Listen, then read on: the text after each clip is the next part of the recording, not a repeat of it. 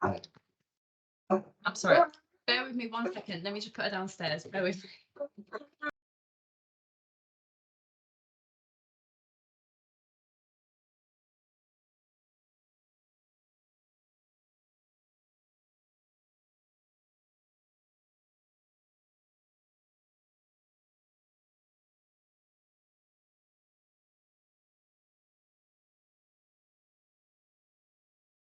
Okay, I apologise. She was really quiet up until that point. Right, here we go. So this is case review. The maternal history is we've got a grabber 1 paranout. She is 30 years old, BMI of 20. Her medical history is she has IBS and Raynaud's disease. She had an ultrasound at 37+4 with a cephalic presentation. Placenta was anterior high. She had mild polyhydramnios and an estimated fetal weight, which is on the 50th centile. I'm unsure why she had that scan, but we've got that. She was O positive and virology in the scat was negative. Her admission bloods taken were 121 HB, white cell count of 18.1 and platelets 242. So her antenatal history. Okay, so she had a episode of reduced fetal movements at 30+6. There we go, a bit better. 30+6 with her first episode of reduced fetal movements.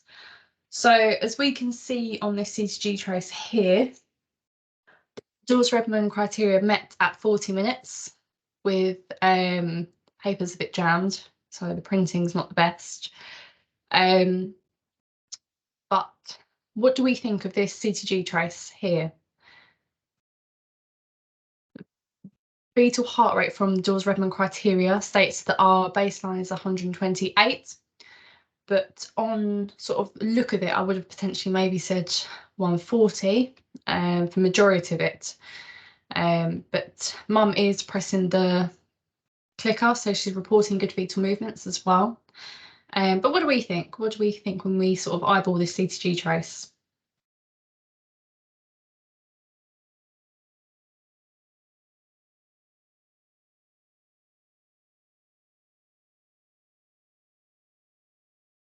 Do we think it looks like a normal antenatal CTG trace?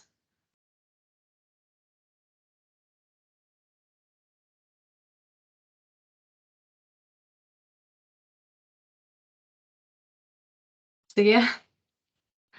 Yeah, it's grossly normal. There's some loss of contact, so you can't be 100% sure. There's a bit on that first bit where there could be a deceleration there, but it's got good variability, normal baseline. I wouldn't be too worried about it. And for 30 weeks gestation, sort of good baseline as well. So yeah, not much uterine activity. I don't think mum reported any uterine activity. So happy to discharge her home with this one. So the second admission she had was another episode of reduced fetal movements, and this was at 40+4, so this is after her 37-week scan. This one is a bit clearer. Her observations were stable. She had a blood pressure of 126/85, pulse of 62. She's afebrile and good saturations. When she was first admitted, we can see potentially the baseline started around 130. She looks like she's got quite a lot of uterine activity. I'm not too sure if she mentioned that she was experiencing contractions or any sort of abdominal pain at this point. In triage, at sort of the bottom end of this CTG trace, they've changed positions to right lateral and left lateral, and then decision was made to do an examination on the base of the uterine activity, I believe. And the fact that we again have quite a lot of loss of contact here, and it doesn't look like a very stable baseline. We could argue that obviously we start at around 130 and potentially that continues, but sort of on the third box here, the 30 minutes sort of mark, we can see that a lot of that is below what we would deem potentially the baseline. So what would we classify this CTG trace? Have we got any signs of stress in this fetus? Are we concerned about this fetus so far?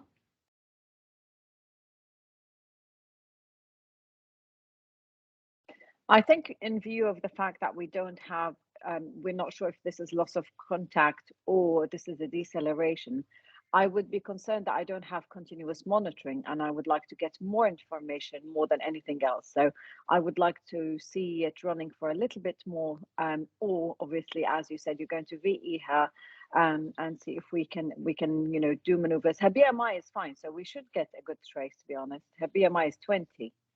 So I'll be so if unless she's moving a lot, I'm assuming we should be able to get a good trace on her.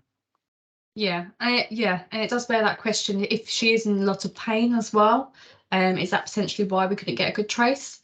And that might sort of bear reasons why she's got such uterine activity as well. And just looking at that TOCO as well, potentially could be contracting maybe 4 in 10. So that could be another reason. Sasha, I was just thinking it looks like a little bit of an irritable uterus. It's obviously hard to pick up from the TOCO always, so you'd have to palpate resting tone, but it doesn't seem she's not getting much let up between the contractions. No, it's a very, very good point actually. And yeah, but bearing the question as well, has she had any PV loss, any backaches, any signs of potential abruption as well? We have to rule out all of this obviously when we're doing our triage assessment. Just a quick question, I don't know, Cara, if you knew, did they do a urinalysis? Was that normal? Yeah, I'm pretty sure what I read on Cerner is that it was normal, but I should have mentioned on this slide that the reason for admission was because she was contracting. But sorry. on that's all right. On the triage note, it did say that there wasn't any record of whether they palpated the uterus. So that's a really good point as well, just a learning point as well, the importance of that. We're better than machines. We use machines to obviously aid us in our decision making, but as midwives, palpating that uterus as well, checking for resting tone, as that's helping us to be aware of how well oxygenated this fetus is. We'll go on to the next slide. So after the examination of 2 centimetres, we can see here they have adjusted the TOCO, and we seem to have better contact as well throughout the CTG trace. It looks very similar to the trace that she had at about 30 weeks, doesn't it? Not many accelerations, variability is there. But again, what are we declaring this baseline as? What do we think? Because that's the first telltale sign with a baby. If we're putting a baby on CTG monitoring, we want to ascertain if it's healthy. And one of the first things is, what is the baseline? So what do we think the baseline is here? 120? Yeah, potentially 120. I think it's 130 because 130. you need 2 minutes to establish the baseline. So you need a minimum of 2 minutes, which should be enough to establish a baseline if you've got what we call it a wandering baseline. So if you look at the end of the strip, like 1, 2, 3, the 4th box, you have a little bit of a steady strip there, which fluctuates around 130. So I'm assuming 125 to 130. That is what I'm going to call it there. Fine. Okay, so that's good to start as we sort of move towards. Contracting wise, I think we're still contracting 4 in 10 again, with minimal resting tone, as we mentioned before. So as we can see, we're not having great big decelerations throughout this, and actually the fetus seems to be coping potentially with the stress of the contractions. But it is good, obviously, to know if they're strong, how long they're lasting, and obviously if we do have that resting tone. Variability wise, one thing I've noticed about this trace is actually we've got no true evidence really of any cycling periods and wakeful periods. It just seems to be quite a steady state throughout. So it'll be interesting more often than not if we see in the next sort of couple of hours if we see any cycling episodes, because we know that is a reassuring feature of the fetus. So we can have a look there. We've only got 45 minutes there, Saoirse, so I wouldn't say that's particularly unusual. Yeah, and the previous trace as well. So just obviously from when she started, I think that was about sort of 00:55 or 00:50, and then now we're just getting into about 2:30, so about 2 hours or so of CTG trace. So it might, obviously every fetus is different, but that's what I'd be expecting to see in the next few slides, hopefully some periods of cycling. And again, no visible deceleration. So how would you classify this CTG trace so far?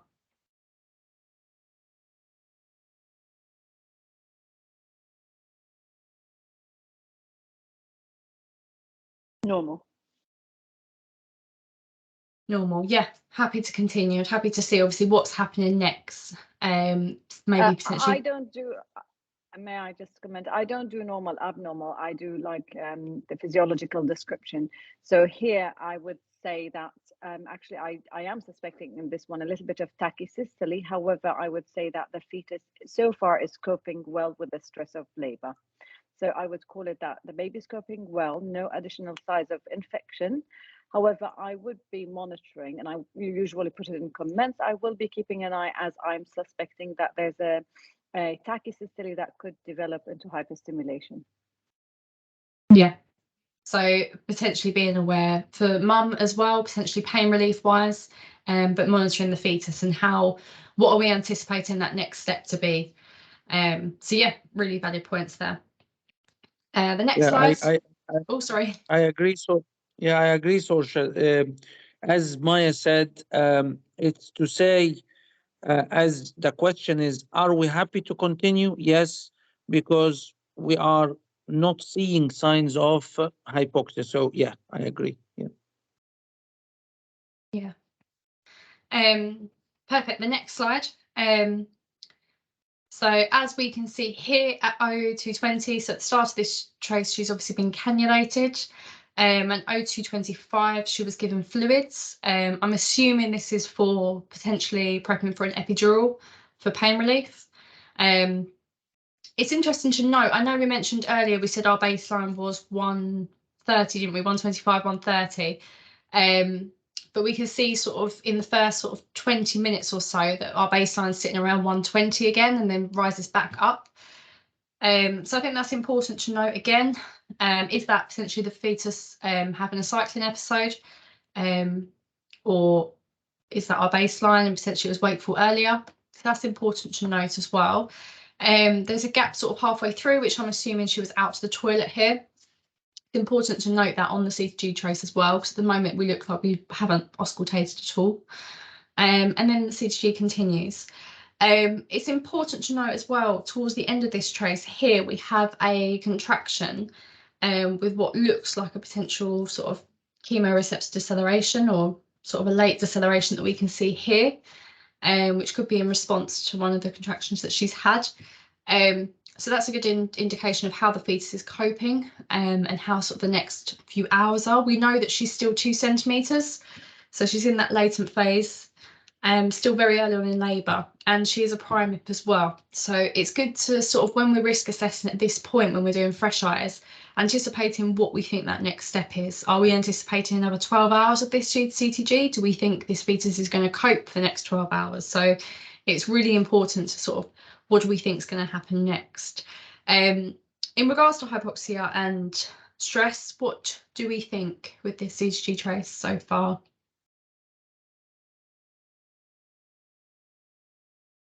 Fetus is coping, but I wanted to comment on what you said on chemoreceptor. Or hello? Hello? Oh, sorry. Oh. No. So I wanted to say about the chemoreceptor, I agree, but I wouldn't say it is late.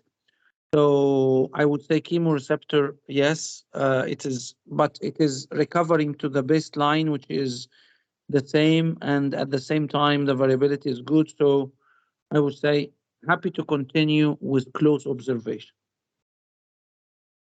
Is she rupture of membrane at all, source, or she is meconium or anything? Nothing yet. Still intact, I believe. Okay.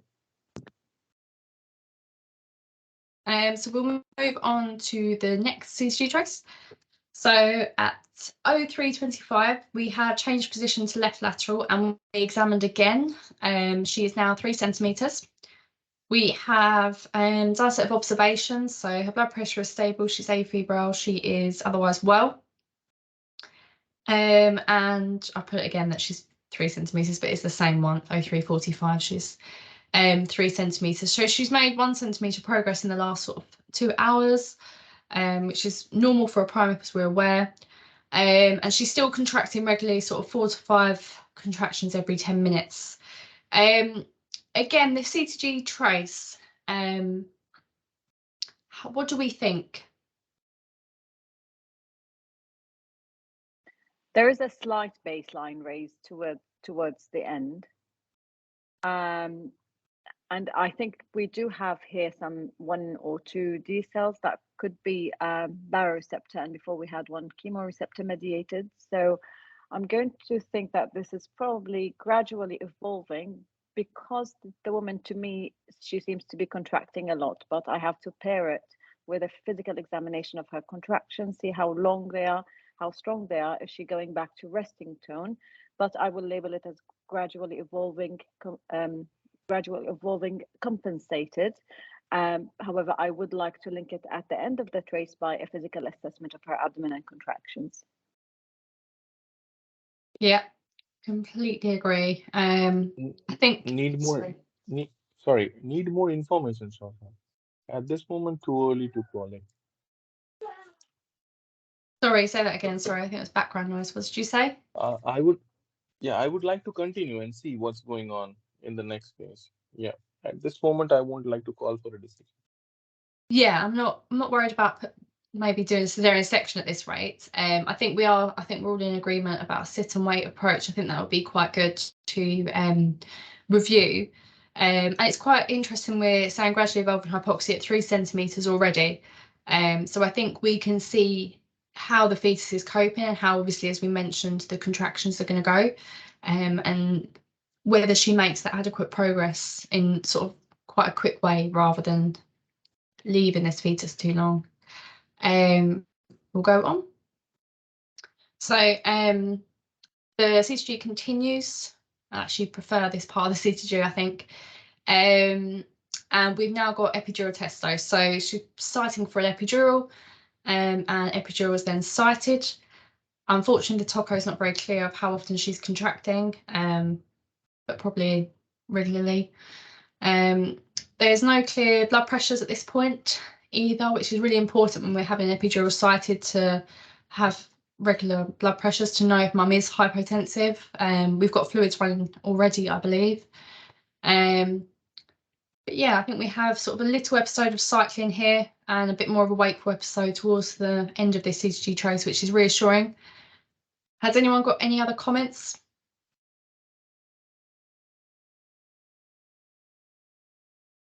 No, we can continue. Yeah. Continue, yeah. I think it is reassuring, this part. So the CTG continues, as you can see, and they've placed a catheter in, which is now draining. They've given cyclizine. I think that's the cyclizine there as well. So potentially for sickness. She's still contracting quite regularly, sort of 4 to 5 in 10 minutes. Cara, is there any description of any SHROM at the moment, or any history of like or discharge or anything? No. Okay, so she's still got membranes intact at this point as well. Again, looking at this baseline as well, I'm not a fan of this baseline, but I can't really describe as to why. I think we're sitting around sort of 120, 125 again. Potentially some decelerations, loss of contact halfway through. I would potentially be, if she had SHROM, I would potentially maybe put an FSC on, but I wouldn't be keen to do an ARM due to the uterine activity at the moment. Does anyone disagree, or anyone got any other comments? No, I agree. Like, I wouldn't ARM her just for that sake, because you're going to increase the contractions. Yep. So then at 05:29, the epidural was resighted, potentially because it wasn't working, and they gave a further test dose. And then at 0600 hours, blood pressure is 114/72 with a pulse of 73. So she's now been here for around 6 hours with regularly contracting sort of 4 to 5 contractions in 10 minutes. CTG again, we're sitting sort of majority of this at about 120 and then towards the back end around 130. What do we think about the variability in this trace? So far it's fine, cycling and everything, yeah. Okay. Yeah, not worried, it's okay. Not worried. Okay, fine, so we will continue. And then we continue for the next sort of 40 minutes or so. Again, she's contracting quite regularly. I'm guessing the epidural is working more effectively this time. Baseline still remains the same. Variability is the same as well. Again, correct me if I'm wrong. I just feel that the variability is very stable, isn't it? There's no clear, previously when we went through that stage of when she first had the epidural, if we scroll back here, very evident of sort of cycling and then wakefulness, but it just feels very samey. But I could be wrong. Maybe I'm looking at this from a different pair of eyes. But again, have you got any concerns about hypoxia at this point? No, there is No. good cycling again, and I would say the variability is fine here. It's more than 5. It is going up and down, so no, everything is fine. Stable baseline. Fine. Okay, so we will continue. So at 06:53, maternal pulse is now 100. Now think about the fact that when she first came in, it was around 60 with no pain relief whatsoever. So now we've got an epidural on board. Her maternal pulse is now 100. So it'd be interesting to know if there were any other signs of potential infection. Towards, again, we're contracting probably 3 and 10, but they're lasting a bit longer from looking at the choco here, potentially minute and a half. But again, we're better than a machine, so it's really important that we are palpating. Have we got a good resting tone? No signs of SHROM at the moment. So our risk assessment here, we've had an episode of reduced fetal movements, regular uterine activity. She's got an epidural on board now as well. And as we can see, sort of towards the end of this trace again, we've got a rise in our baselines for around 140. So it'll be interesting to know if that continues or if we settle back down to baseline. Is it in response potentially to the maternal tachycardia that we're experiencing as well? Any other comments so far?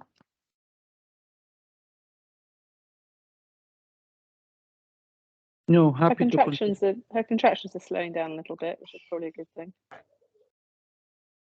Yeah, yeah, but the length of them might be a bit longer. So they might last a little bit longer maybe. But yeah, they are. The next one, so 0740, she's now SHROMmed. And 5 minutes later, they have examined, and she is now 9 centimeters with 4 waters intact. So decision was made to turn her left lateral, and maternal pulse is now 73.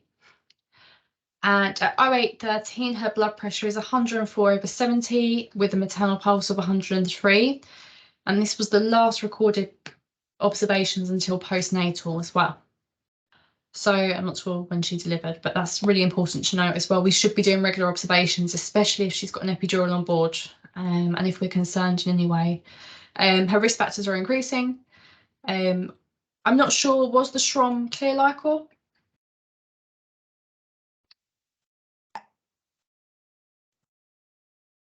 All right. Yeah, it was. Clear. Okay, clear. So we haven't got any risk factors for meconium or blood stain LICOR at the moment. In regards to the CTG, how are we feeling in regards to the CTG? How would we classify? What do we think in regards to hypoxia? I wouldn't say there's any concern, just continue. I mean, obviously their contractions picked up. I will keep an eye and just continue. Continue, yeah. Yeah. Can you remind me her parity, please? Primate. And she progressed 6 centimeter in what, 4 hours? Or Yeah. 3 hours? Yeah. Yeah, and I want to just to like share something that anesthetist always said. Epidural gives us half degree of temperature always. This is according to the anesthetist, so we can factor that in always. Fine. So that's really important to know, especially if we've already got maybe a septic lady on board as well. That's interesting to note. Good. So yeah, we're all happy so far, obviously, to monitor those contractions. We're sort of entering maybe second stage in the next few hours, so being aware of obviously how the fetus may cope. So far we've been happy throughout, but obviously ensuring that we are having sort of good rest in tone with these contractions as well, because they seem to have picked up again. So we will continue. So again, we've handed over to the day staff now, so we've got that element of human factors, sort of a fresh pair of eyes as well. CTG continues, got periods of cycling and wakefulness again, and regularly contracting. No signs of hypoxia at present. Are we all happy to continue? Yeah. Yeah. So at 09:10, so it wasn't too long, she had sort of feeling of bearing down. They examined and she was fully dilated. I'm assuming potentially at sort of +1. And at 09:20, she then started active pushing. At 09:41, head delivered. 09:43, emergency bell, bed flapped, obviously assumed for shoulder dystocia. 09:44, McRoberts was performed. 09:45, suprapubic pressure. 09:46 had an episiotomy, and 09:47 delivered. So 6 minutes between head and delivery of the body, which is quite good for a true shoulders. But as we can see in regards to the fetal monitoring, probably because of the fact that we're sort of a little bit task orientated in regards to the shoulder dystocia, which is correct, but the lack of obviously monitoring the fetal heart, we cannot really interpret that for about maybe 20 minutes or so. And just before delivery, we can see we sort of had a sort of a deceleration, long deceleration for a couple of minutes as well, just before when she had her examination. So what do we think if we're in that situation? What could we have done differently, or what could we have done? So, one question. Sorry. Was that these two V's, like the V done before at 3 centimeters and the V at 9 centimeters, done by the single person, same person, or these were different people doing the V's? I believe they're the same person. Yeah, same person. Same But person, right? Yeah, fully one was probably the day midwife. Yeah, that's okay. Yeah. That's fine. So, but then the first time the registrar entered the room on the day shift was actually when the emergency bell was pulled. That's okay. So it wasn't until 9:43. That's fine. So my question to you, Sosha, you said, what would you do in this situation? You are asking in the terms of the midwife who is there at what is the time, at 09:22 or 09:10, or you are saying about when the registrar entered 09:38? So at 09:22, I know now, as say we were the midwife that were in the room, 09:22, I know that I'm fully dilated now, and this is the point where we can have difficulty to interpret CTG traces due to the fact of difficulty when we're fully dilated, picking up the fetal heart rate. So there is a potential if you feel like you're not picking up the fetal heart rate well. She's obviously made very good progress. She is a primate. So potentially having that opportunity to put an FSC on. Yeah. 09:22, obviously before everything has happened. If we think we're not picking up that fetal heart rate, even when they're fully dilated, because actually in second stage, this is when the fetus can deteriorate if we're not picking that CTG trace up at all. Here we've got a lot of loss of contact, and it's very difficult to interpret if this fetus is spending time below the baseline, above the baseline. Are we picking up maternal heart rates? It's very difficult to interpret. Also, as well, sorry. I would say, Portia, if I am the midwife in the room, 09:22 is, I am seeing that, no problem. But by 09:25, when I can't monitor the baby and the vertex is visible as I can see on the CTG, I would pull the emergency buzzer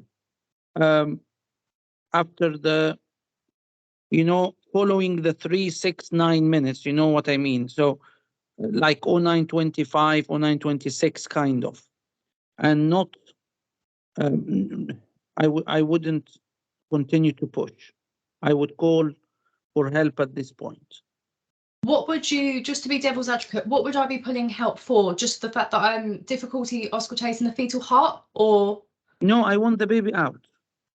Okay, why? Yeah, if there is a midwifery practitioner who can do Von-2s, I would say yes. So I wouldn't leave it like in my, I don't know. It is now 10 minutes till, no, 50, 1, 2, 3, 4, 5, 6. I don't know, till delivery of the head of the baby. If I also consider the chemoreceptor of the last, like 09, 15, for example, followed by the prolonged deceleration, whatever you want to call it, 09, 22 to 25 to 26, I am below the baseline nearly about, I don't know, 8 minutes or so. And it is a slow recovery. So I would be more inclined to call for help 25, 26, 27. Okay. Mr. Naguib, sorry, is just there, to give. Sorry. No, is go there an on, argument, sorry. however, to say if the CTG had been more worrying previously, Yeah. I'd have wanted to be in that room much more quickly.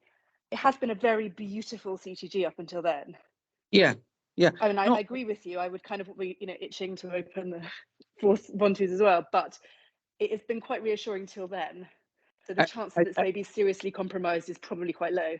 Agree. No, I am not disagreeing 1 second with reviewing the previous CTG as normal. But what I want to say is, sharing with you again one time. I don't like to shape it in this way, but this is the reality, and I am sorry to say that obstetric is faced with the reality. When I was in the court, the coroner asked me one question, Natasha. He asked me if the vertex is visible and the baby is decelerating, how long would you take to get the baby out? I say, I will put the Von-2s on and get the baby out. He said, in how many minutes? I said, I don't know. It is dependent on where the head is, -1, +1, spines, whatever. He said, no, in this situation where vertex is visible. I say, to be honest, it will not take long to get the baby out, but I am not sure whether it will have a shoulder dystocia or whatever. He said, no, I'm saying intervention-wise. I say, okay, doing a Kiwi with a vertex visible, it is a lift out with a episiotomy, so a minute or two. Then he said, so don't you think we should have done it earlier? And I know what you mean about the CTG being normal. And the problem is, till the baby is out, you don't know this baby is an IUGR or not. You don't know whether this baby has a genetic condition. You don't know whether this baby has a metabolic condition.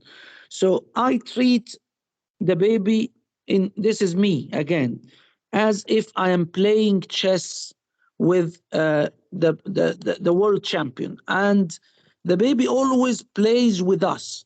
And once I see that any sign of baby is telling me, okay, I'm starting to not feeling happy, I intervene. And I might be an interventionalist. I might be like jumping to do a Von-2s in this situation. And in a previous trust, when I was a registrar, the midwife slammed the door on me because I put a Von-2s, and she said, you stole my delivery. And I know the logistics is not always easy, but in my view, you see deceleration at full dilatation with an accessible head up to vertex visible. The least I can do as a midwife, if I am only a midwife in a place, I do an episiotomy, get this baby out. If I am having the ability to do a ventouse, I would ventouse the baby by 24, 25, 26, 27. And this is acting in a multidisciplinary approach where the midwife doesn't care so much in the glory of having the baby, or the obstetrician doesn't care about the glory of delivering the baby. No, we are caring about one thing, the brain of this baby. And also about the medical legal of looking at such a trace. I don't know the outcome, but I'm just saying that 3-4 minutes, I treat it as a prolonged deceleration, whatever the trace was. But Mr. Naguib, I think I know what Natasha is trying to get to, because I think if we assume that we're starting with a normal trace, so let's say we're starting with a pH of 7.3. Even by the end of the third block, so 10 minutes from the acute hypoxic stress, we're expecting the pH to be 7.2. Assuming an acute hypoxia situation, you're dropping your pH 0.01 per minute. So if I'm doing the math, I'm expecting by the end of 10 minutes, I'm still going to be 7.2.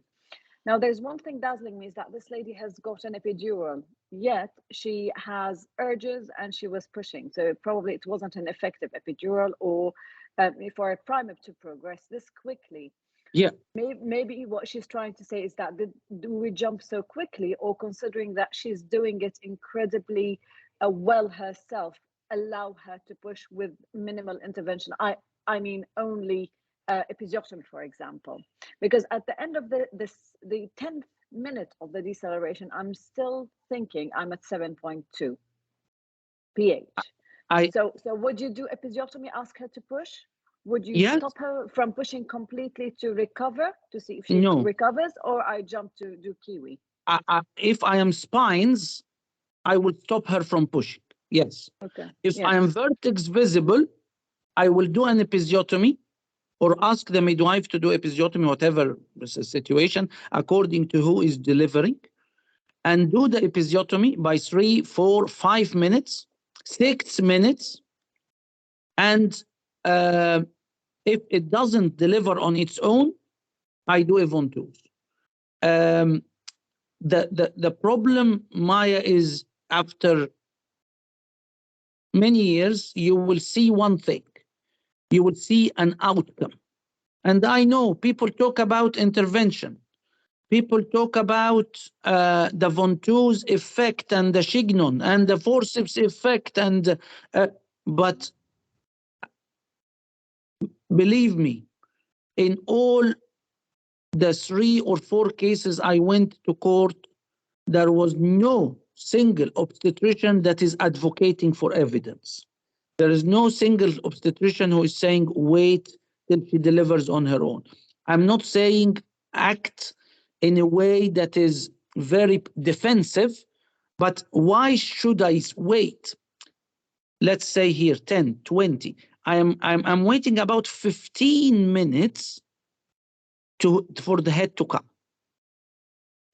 This is me. Yeah. So you wouldn't advocate, just to be devil's advocate, just where I said at 09, 21, 22, I would put an FSC on at this stage because actually we've been happy. You wouldn't be keen on me to put an FSC on at this stage? No. You want me to escalate? That's fetal heart. Yes. That's not loss of contact. That's clearly like sort of a this is subacute hypoxia. Exactly. This, as Natasha says, it is not a loss of contact. The baby is telling me I am not. I'm just coming up, taking a small gasp, going down again. Yeah. I'm looking at a completely different CTG trace. I don't know where you're interpreting this trace, because all I can see is loss of contact and a little bit of artifact. I can see potentially we've got a baseline of a bit of 80, a bit of 140, but I don't think I would be happy to say that this is clearly decelerations. That's why I mentioned about the fact of putting FSC on. We've done previous cases of very similar CTG traces, and we've mentioned FSCs before, so that's why I just wanted to know the difference with this one. That was all. I don't know the outcome either, so that's why I just wanted to know. The difference is that the vertex is visible here. Exactly. So if this was 9 centimeters, you put an FSE on, if you're still getting a subacute, hypoxic trace, you stop the pushing or you give her, tocolytic.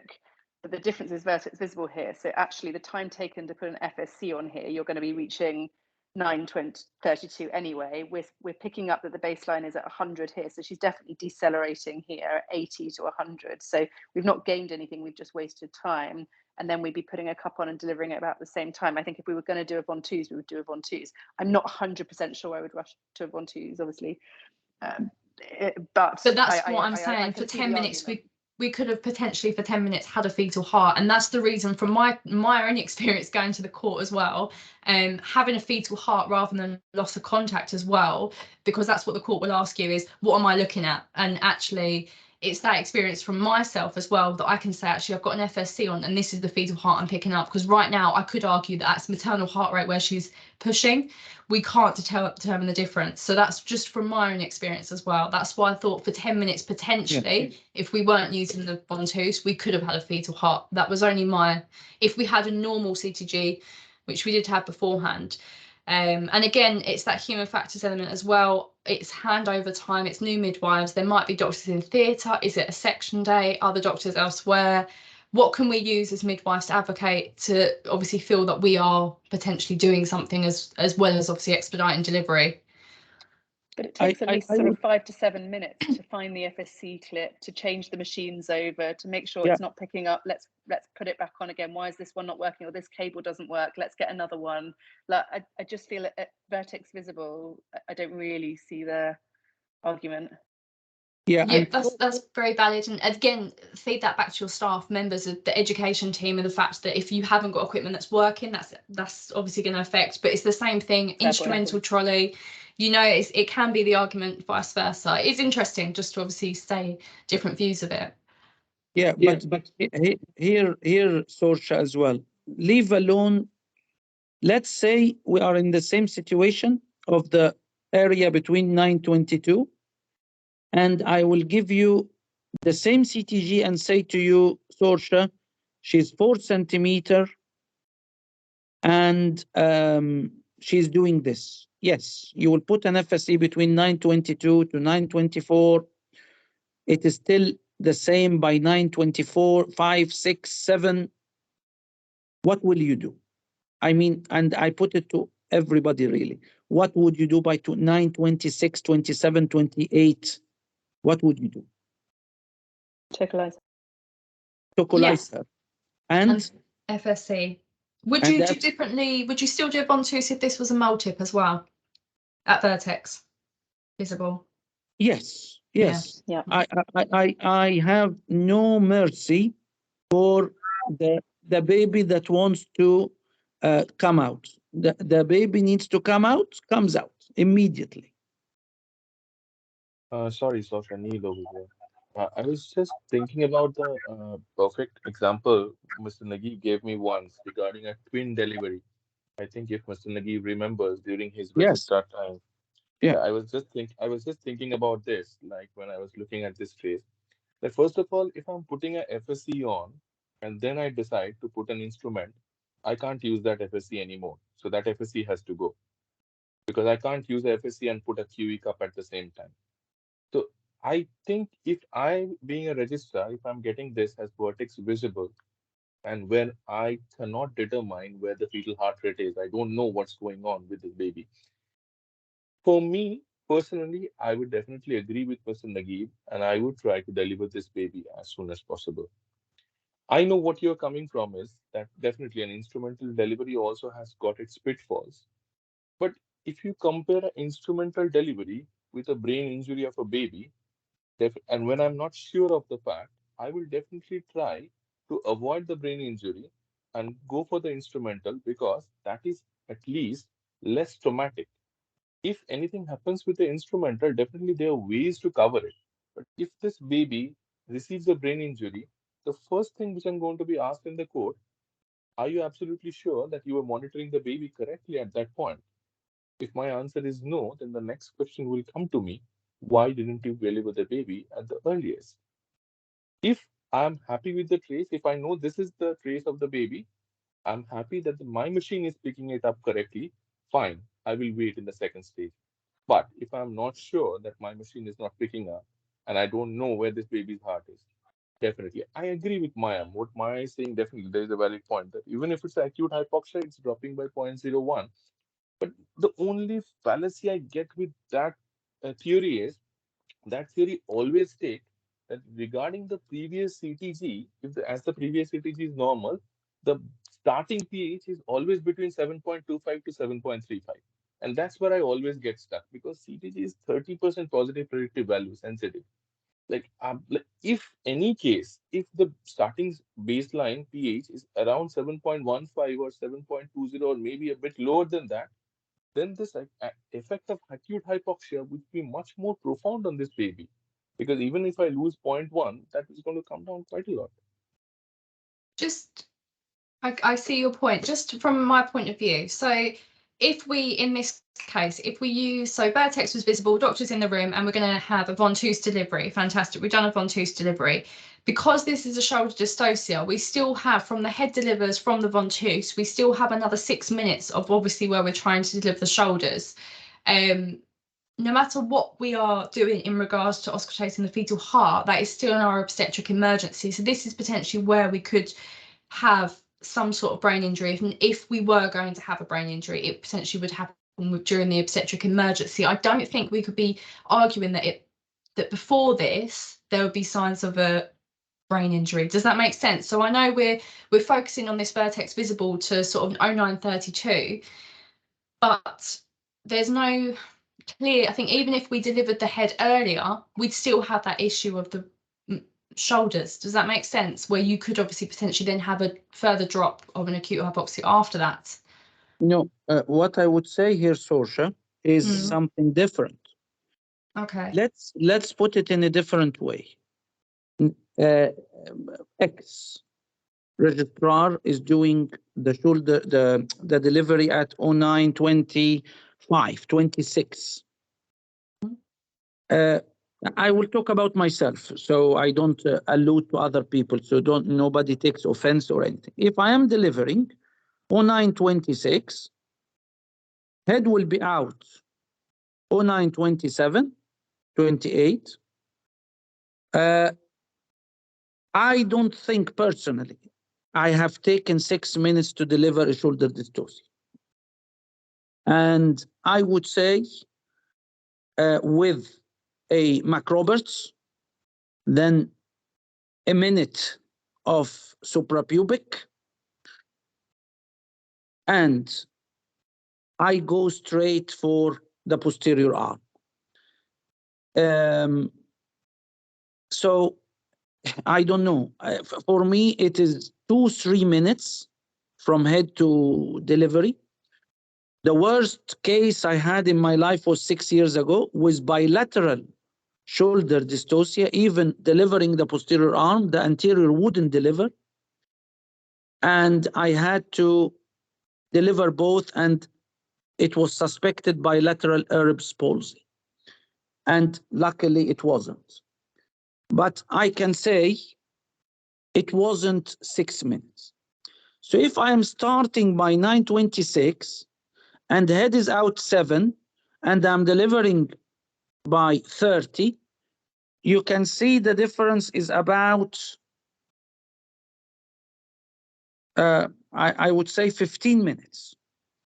If I go with the theory of 0.1 per whatever, I am going in this between 20, in this 25 minutes into two pHs, 2.5 really. So I'm going from 7.2, which we say the baby was fine by the time we reached full dilatation. We now 6.95. So if I delivered by 30, I am 7.1, 7.05, 7.06, 7.08. So I am more prepared for the next step, because let's put it in a different way.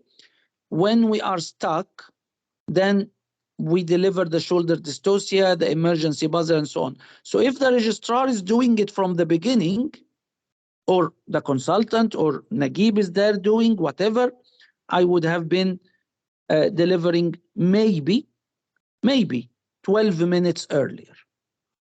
Okay. I think it would have done a difference. I don't know. It is difficult in retrospect, but this is what I would say. So if the emergency buzzer was full 25, and the best way scenario, I am going in 26, Kiwi with a vertex visible, it will be 27 itself with an episiotomy already done. So, I mean, by 28, 29, 30 max, the baby will be out. Just, and okay, I think that's a very valid point. Just for future then, because I probably think maybe 70 to 80% of our second stage CTG traces will look like this, just from previous experience, and obviously just even being at another trust, it's very difficult to pick up in the second stage. Would you think that at every point when we reach this stage here, 09, 21, 22, 23, that I should be escalating every single time when vertex is visible for a ventouse? No, but here is different, Sorsha, for one reason. The baby is above. There is many second stage based CTG where the baby recovers at least for 1-2 minutes. This baby is not even going to the baseline for 2 seconds. But then you've also got the midwife who's in the room, potentially alone in the room, and trying to obviously facilitate delivery, being task orientated, not auscultating the fetal heart, potentially as well as she probably could have been. So I'm just trying to think, just obviously for learning for midwives in future, if we've got newly qualified midwives that are listening as well, how we can make them feel what they should be doing. And it's sort of, I think sometimes it's task different per case, but I'm just thinking what we're teaching at this point. I know this case might be slightly different, but what would we do? Yes, I think so. As we do in the CTG day, Gina likes to put this intermittent auscultation video where you are listening, isn't it? Yeah. So put the sound up of the CTG, be task orientated, as you said, let her push the woman, fine. But if you hear that most of the time it is tick, tick, tick, no, I will look at the CTG. If it is doing, then accelerating again, going to again 140, 140, 144. I would say half a minute. Baby is taking a good, not a good, a minimum good, a minimum good recovery time to give himself an oxygenation. Continue. If you are having like theoretically in the first 10 minutes between 9:22 or 9:20 to 9:30, tell me how many minutes of the 10, or not minutes, how many seconds of the 10 the baby is at the baseline. I would argue it is less than 1 minute in the 10 minutes. So I would say if I am the midwife, she is pushing, okay, relax, take a deep breath, don't push now, okay, let me see. And while she is not pushing and the contraction is not there and the baby recovers, continue.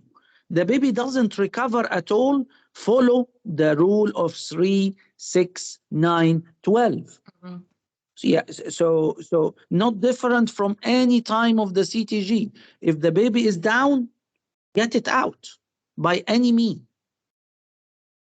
Sosha, I think the point which we are trying to make over here is either we take this 20 minutes as either we are happy with the CTG or we are not. Now, for us, this 20 minutes, we don't have a trace. We don't know what this baby is doing. So we are taking it in the worst possible way that this baby is going through acute hypoxia. If I have a good contact in this period, and if I see that yes, this baby is decelerating, and this baby is coming back to baseline, which is quite normal in the second stage, nobody of us will be worried.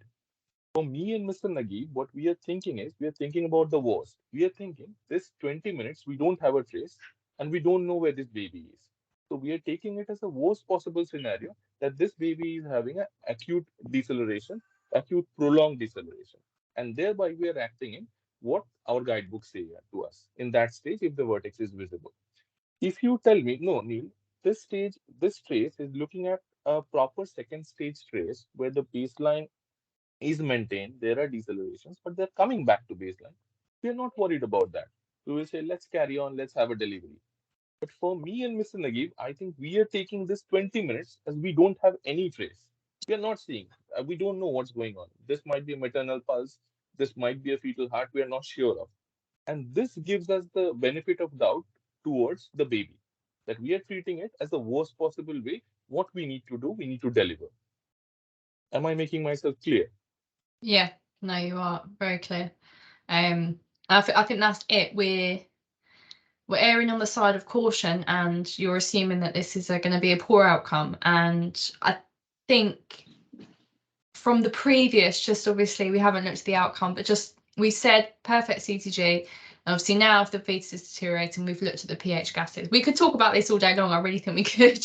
But it's interesting to see different views as well, because actually when we're on labelled and we're working together as an MGT, I think it's good that we're voicing it, and not necessarily an emergency situation, but actually having that voice and to discuss it here. Because I wouldn't think of the things that maybe you've mentioned and vice versa. So I think it's really valid points to mention as well, and a really good learning point.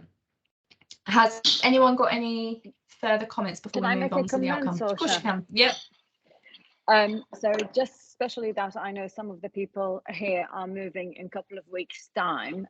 So when you move to another trust, some trusts are using at the moment STAN, which is designed for exactly like this one. So STAN is something that, like a clip you put on baby's head, and it gives you signal, especially in the second stage when you want to make it a call. And the whole kind of point of it is to kind of reduce interventions. I'm not sure, I don't have studies or anything off my head now to how much it reduces that, but of course second stage traces to see if you are going to introduce intervention or not. I know for a fact Natasha, for example, is going to a trust that uses that. So obviously there is something now that has been introduced worldwide, which is the STAN, that will help with the decision with regards to this. I'm not sure, obviously Mr. Naguib will tell us in the future if our trust is going to be doing that. Maya, but, am I correct in thinking it doesn't have much evidence? Well, am I wrong? So I said I don't know if there's any evidence, but it's mainly. You're right, Natasha. Yeah. I said I don't know if it has got evidence or hasn't got evidence, but obviously it's the whole point is from it was to reduce second stage interventions. Am I right, Mr. Naguib? So I worked with Stan for more than 2 years in St. George's, and I would say one of the main guidances of the Stan is to put it early in labor, as you said, Maya. So, for example, if I apply in this situation, the guidance is not to put it first time on an abnormal CTG. Like, let's say, so you can't... And not in second stage, not in second stage. You have to put it first stage. Exactly. So you put it at 3 centimeters when we were okay, then it can interpret later what is this baby doing. You cannot put it at the end. So Natasha would not be able to put, for example, Stan at this situation. Number one. Number two, for our unit, I tried to introduce Stan when I came from George's 2016.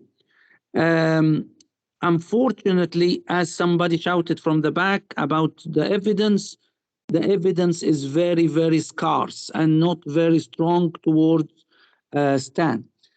Because also, Stan in the presence of choreo will not give you the best indication.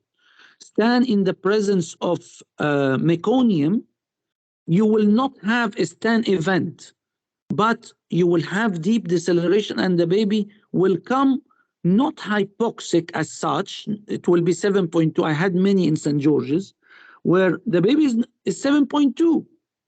but due to the progressive chemoreceptor deceleration, had meconium aspiration and was in a very poor condition. So sadly to say that when I presented it to the board, they didn't agree because the evidence is not strong. But but for such cases, yeah. But for cases exactly like this case, I meant exactly for something like this. I think this is where the room for Stan kicks in. It's for cases like this where you're deciding, am I jumping in with or not? But obviously, you know, this is just kind of like I'm commenting, considering that maybe Natasha is going to be using it in 2 weeks' time. So there will be kind of for such cases, but absolutely it has got its own indications and its own guidelines. And also, may I also comment that probably this case, regardless to the outcome, she's someone who I would be interested in doing GTT for her next pregnancy. So we had, when you said initially she had polyhydramnios, and now we've got a shoulder dystocia. So I'm now thinking, does this baby have a kind of like subclinical or something that we might have wanted to think of GDM in this one? She had sugar monitoring, Maya. Oh, that wasn't commented, but she had polyhydramnios, and now we've got So they sent her home with BM monitoring, and all of her BMs were normal, so she was discharged from the diabetic team. Okay, makes sense. Sorry, I should have mentioned that. Yeah, it's all right. Thank you. Just quickly then, sorry. Yeah, I wanted to comment that following same thing, Torcha, here about the interaction that, as you said, we learned from studying these cases. Head delivered 41. 43 emergency bell. So I know you might say to me 41 towards the end of the 41 and 43 is towards the beginning of the 43. So it's only 1 minute, not 2.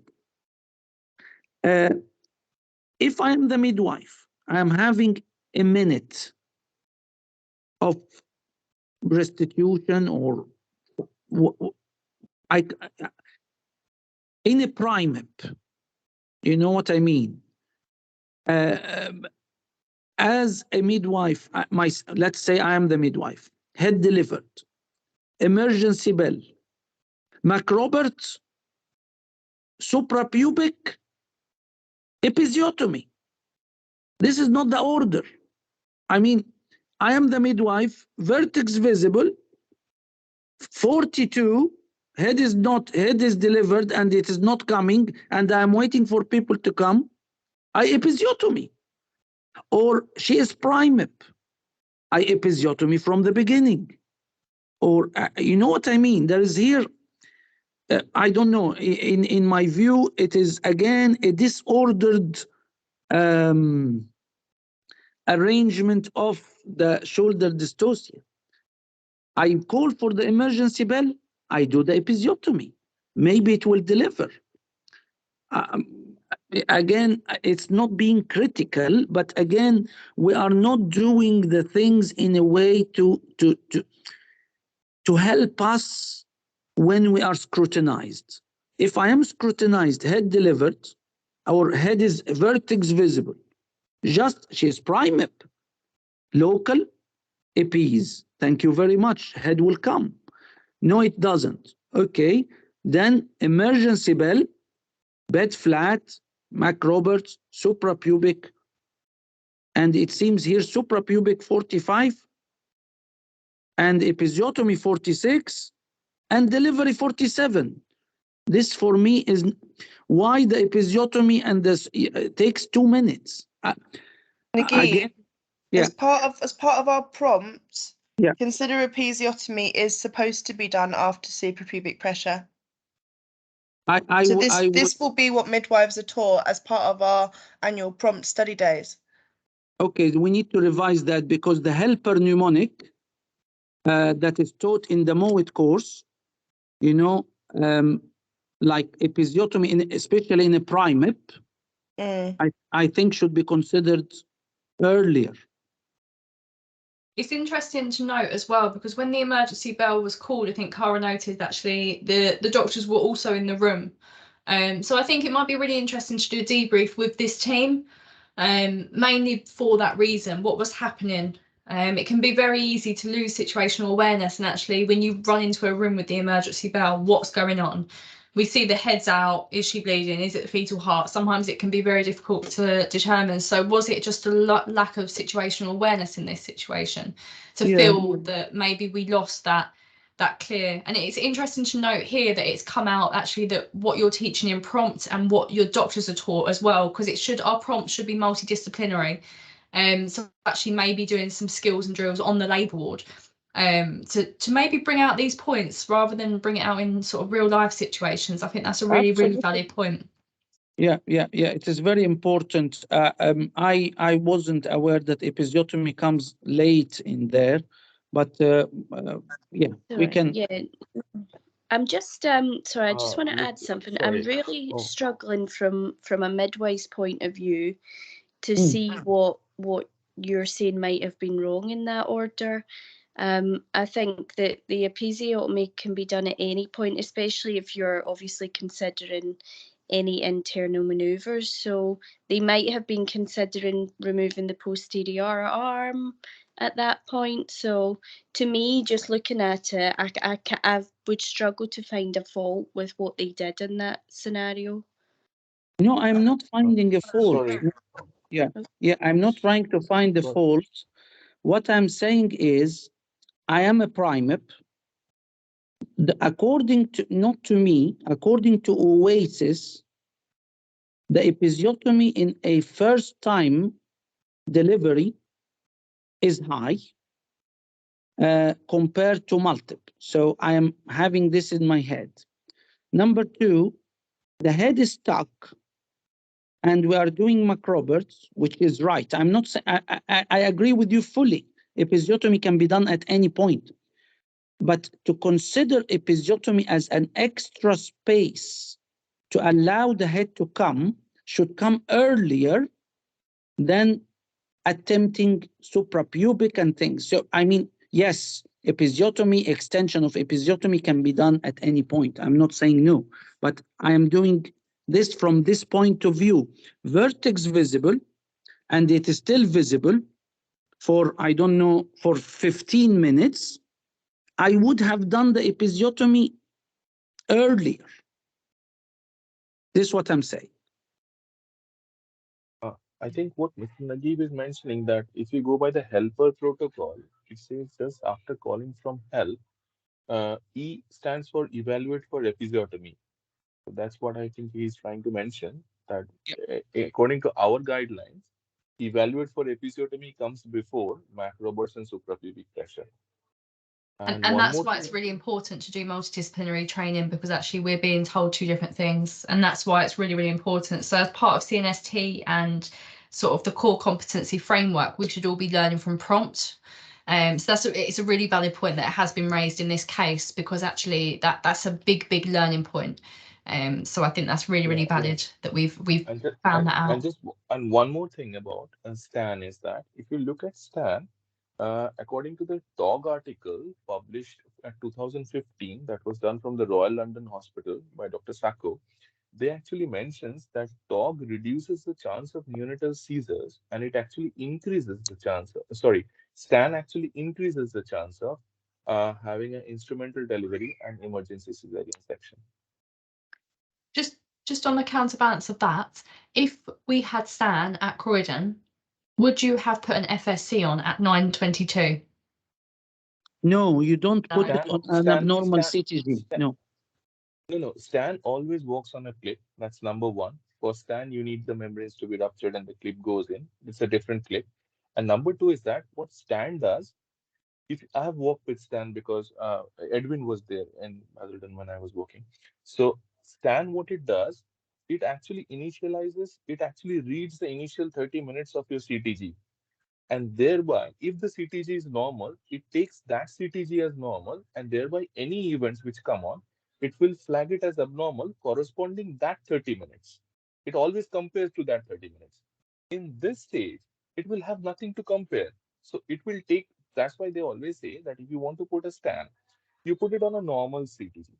If you put it on an abnormal CTG, the STAN will analyze that abnormal CTG as normal. And thereby, if there are any further abnormal events which are going on according to the pattern, it will never flag up. So that's the problem with scan. And now, how will you know that this kind of event is going to happen in second stage, like when the lady is in first stage? Because you need to put on scan when the CTG is absolutely normal. You can't use scan at this CTG. Scan will give you that everything is fine.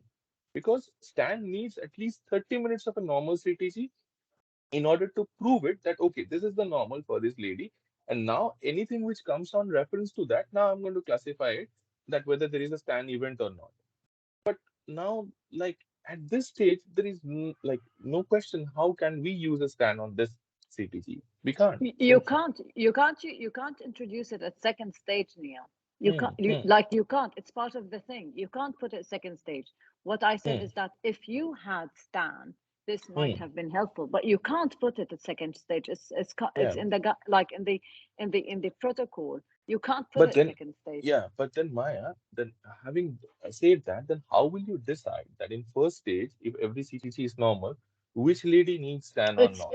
Depending on the risk factor, so reduced fetal movement, polyhydramnios. It's kind of like you see which lady, depending on risk factors. But aren't the ladies in labor ward because they're all high risk ladies? Yeah, so this is why in most units they say you have, when they were in the units that they introduced them, it's not pick and choose. You put them. Yeah. Then it's not you don't pick and choose. Like you put them exactly to avoid this. I completely. That's what Southern did. Is that either you move completely into scan or you stay in the CTG. You can't pick and choose like which lady needs what, because you never know what's going to come up. Acute hypoxia in scan, if you have like a scan event and you say this is significant, it still advises you that you have to deliver within 20 minutes. So then you can, like I've got a time frame. Absolutely. And I think this is but you can't start it in the second stage. So here, like the question is like, can I start it? No, you can't start it.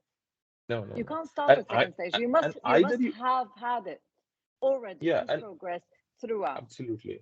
And either you move the entire setup into scan or you stay in the CTG. Yeah, exactly. I mean, I know eventually, probably, I don't know, Mr. Naguib will help us with answering, if this is going to be like all South London collaboration or not. We won't be moving to scan for the foreseeable future. Who's talking, sorry? It's Cara. I've had conversations with Naguib over the last couple of weeks about it, and as far as sort of we're aware, we won't be moving to scan for the foreseeable future, but I'm currently in the process of doing some additional research. But considering we've updated our entire fetal monitoring system at this point, I don't know what the implications would be and cost-wise what it would be for the unit to transfer onto scan at the moment. So when it comes to like our interpretation of CTG, we will be sticking with exactly, because to be fairly honest, if you don't know physiology, you wouldn't kind of like the scan is not going to give you any benefits. So obviously your eyes are going to be the most important thing. But anyway, I don't want us to deviate so much to scan. I just mentioned it because I know it helped me in cases like this. But obviously, if we don't have it, you have to make that call yourself. You have to be the scan. One more thing I would like to mention, Mr. Naguib, since you mentioned helper protocol. Now, there is a confusion regarding this because I exactly understand what Sosha was saying. If you go in the shoulder dystocia guidelines written by the Royal College, there is a debate between these two. Like that over there, just at the end of that guideline, if you look at that, episiotomy really comes after macrobursts and suprapubic.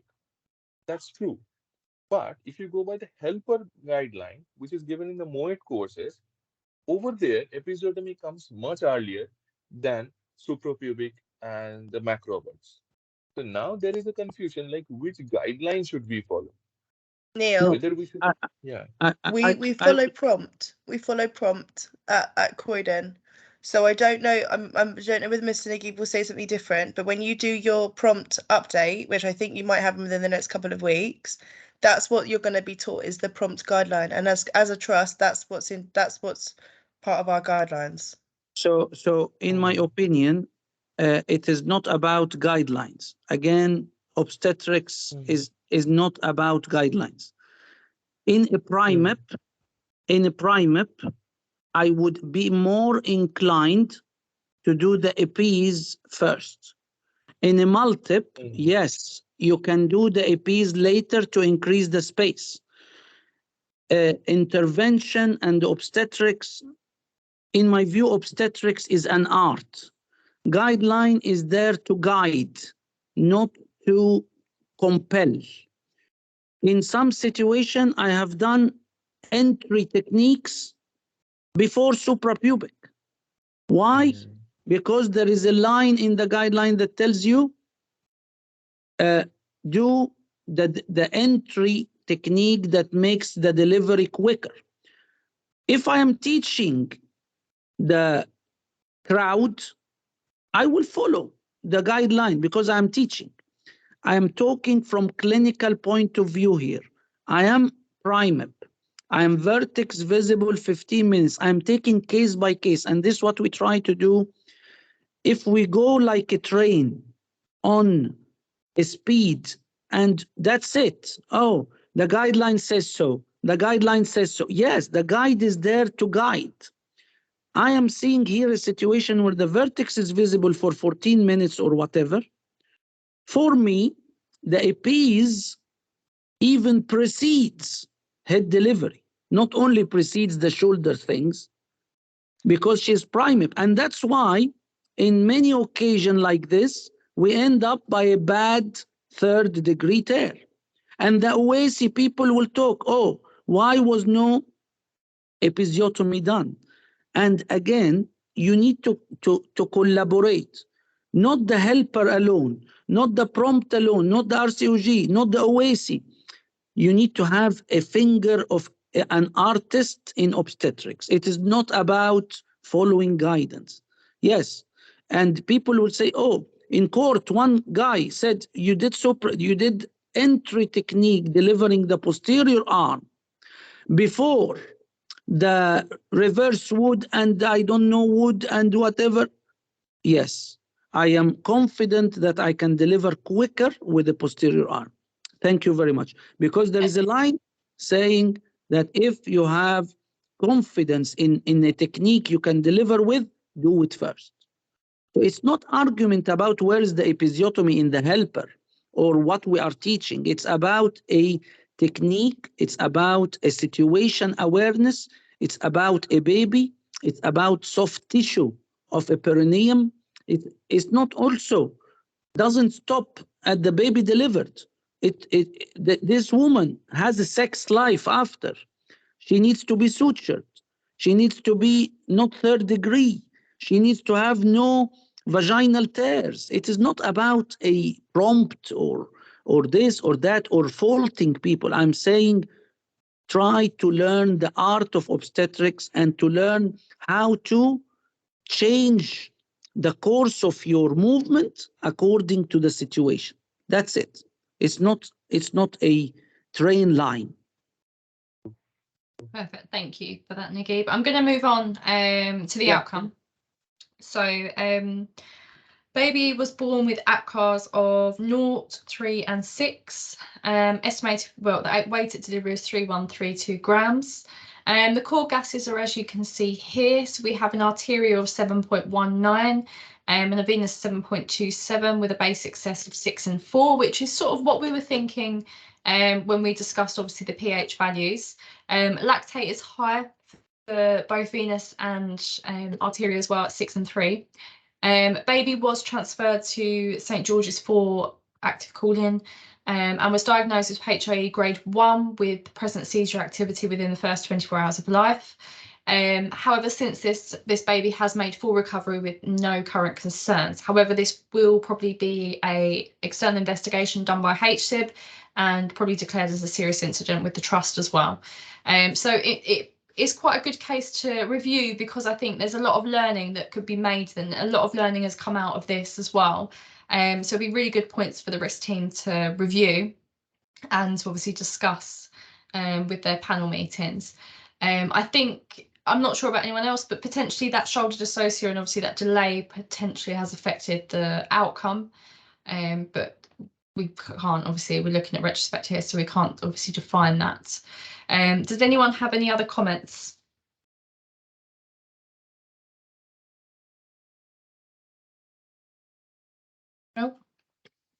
Only comment I want to make is people try to do retrospective comments, and I heard it that this baby is 3.1.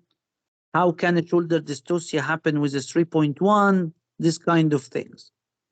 Again, I had the most difficult deliveries with a 2.4 kilo, 2.6 kilos, and the most easy deliveries with 4.8 kilos. So it doesn't have a relationship between the crude weight of the baby. It is a relativity between the baby and the mother. So the comments of, oh, it is 3.1, how could it happen? How can this be a shoulder? No, it can. Perfect. I think that's really good learning points for us as well. Does anyone have any final comments? No, it's a good case. Thank you. It's a very good case. Some really interesting discussions. I'm really glad that we discussed it. Yeah. Thank you, Sorcha and Cara. Thank you, everybody. That's very lovely. Thank you. For us. Thank you. Thank you.